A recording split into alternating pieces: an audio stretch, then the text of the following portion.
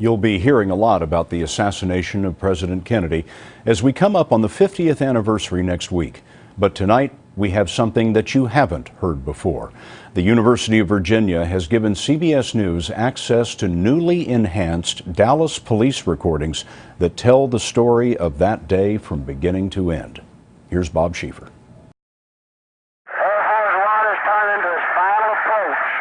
Between the hisses and the crackles, the story of that fateful day is captured on primitive dictabelt recordings from the Dallas Police Department. Crossing downtown Dallas now. It's kind of a soundtrack. It points to the silent films that we're all used to seeing of the crowds in Dallas and then the tragedy in Dealey Plaza. Larry Sabato is the author of The Kennedy Half-Century. People just couldn't get enough of it. The crowds were enormous. Crowds a dozen rows deep were eager to see the young, stylish first couple.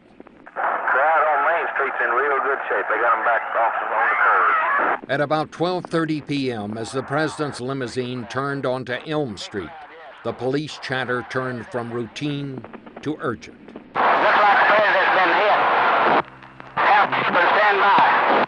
10-4 Parkland has been notified.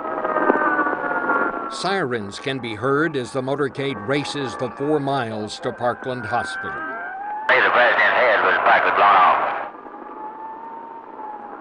It was the first real assessment of just how seriously the president had been hurt. Back at Dealey Plaza, the search for whoever killed the president and wounded Texas Governor John Connally focused on a 7-story brick building.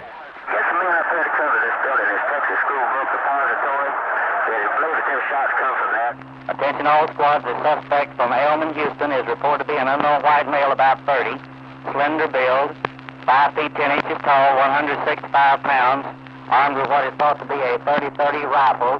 No further description at this time or information.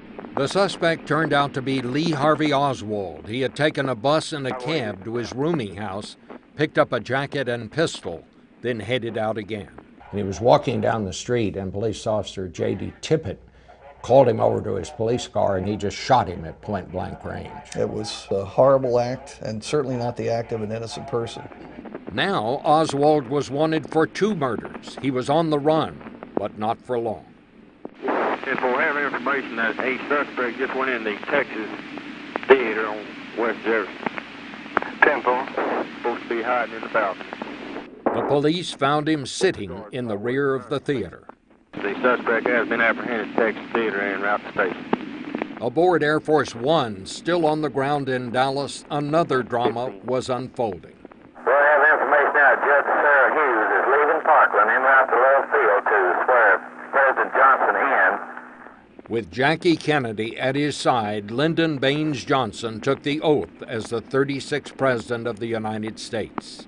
And Air Force One, now carrying 2 presidents, took off for Washington, D.C. We don't need anything else out here. We don't need an ambulance or anything. We're just a matter of cleaning up now.